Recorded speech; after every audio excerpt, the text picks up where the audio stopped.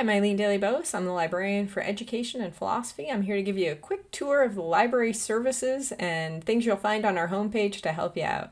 So I'm going to start at the library homepage here at library.rochester.edu. This is the place you can go to check out everything. And here you'll see find, get help, spaces, services, research, and about.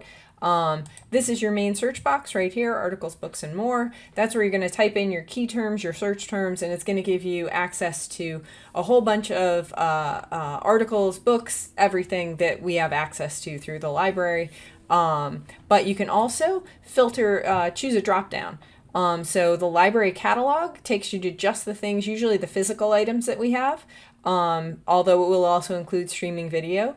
Journals, so say you're interested in the Chronicle of Higher Education, you want to see the latest issue, you can just use journal and then type in the title of the journal. So it's just searching by titles of journals, not by articles or article titles. Databases, if you're a counseling student, you might be really interested in searching PsycInfo, is the gold standard database for all research in psychology. So what you would do is click the databases filter and then just type in PsycInfo. You're not going to search your search terms, it's just searching databases.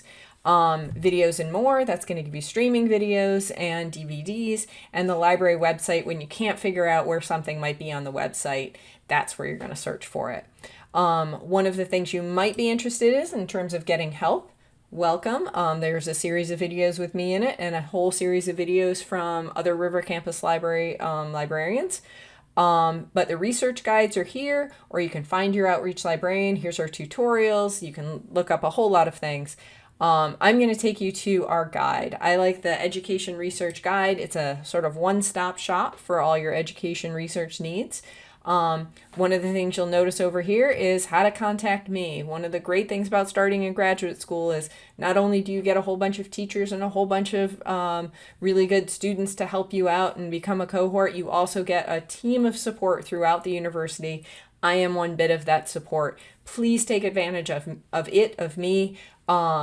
You can email me here, you can schedule an appointment, a calendar comes up, you pick your favorite time and day, I send you a Zoom link, and then we have a nice meeting.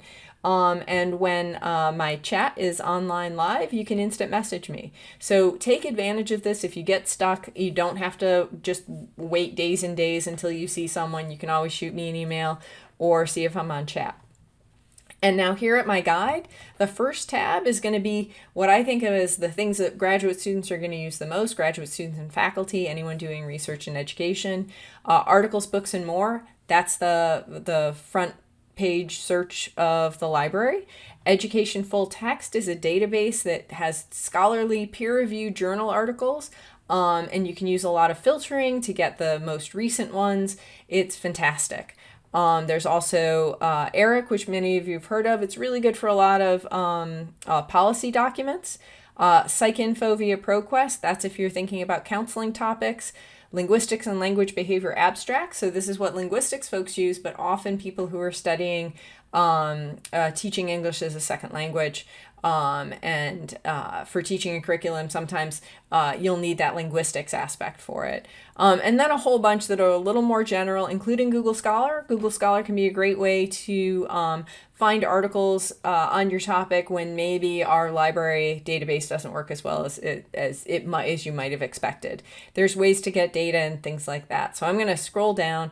If you're looking for education data, a lot of data is held not within paid databases, subscription databases, but it's actually the government or a school district, things like that. And so what I have here is a whole lot of places to get data that's not through our library, and so you wouldn't find it in your regular search, but it will point you outside the library to the places that do hang on to that data.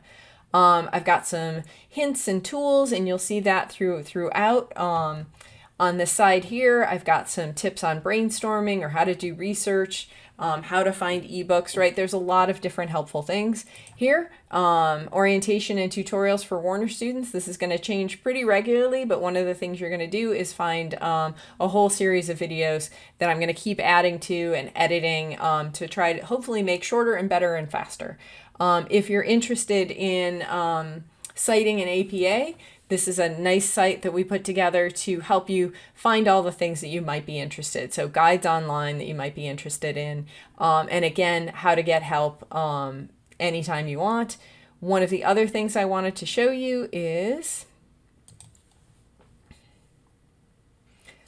Zotero. So if you want a good free way to manage your scholarly resources, so how to get all your articles organized and then help you to automatically cite them as you're writing either in Microsoft Word or in Google Docs. It'll just add those citations in. Zotero is a really great place to start. This page is going to look a little different soon, but it will always have help to Zotero. And if you're curious about, I'm not sure how to use that articles, books, and more search you just told me about, here is an in-depth guide to figuring out what all the sort of bells and whistles are. Another thing you might be really interested at the library is that we have a whole lot of services, and one of the services you're going to use a lot that's really important is Interlibrary Loan. Now, Interlibrary Loan, it means that if we don't have access to an article, but another university does, they will loan that article to us to give to you. And so whenever we don't have something in our stacks or we don't have full text access, and you get, maybe sometimes you get a warning that says pay $30, never pay $30. You're going to come to Interlibrary Loan and you're going to request it. So one of the things, if you haven't done already, sign up for Interlibrary Loan by logging in with your NetID. The very first time you sign up, it's going to ask you some information. Please give us your university email. That's going to be the one that's going to that will notify you through, and an up-to-date phone number so we can contact you just in case something's going wonky.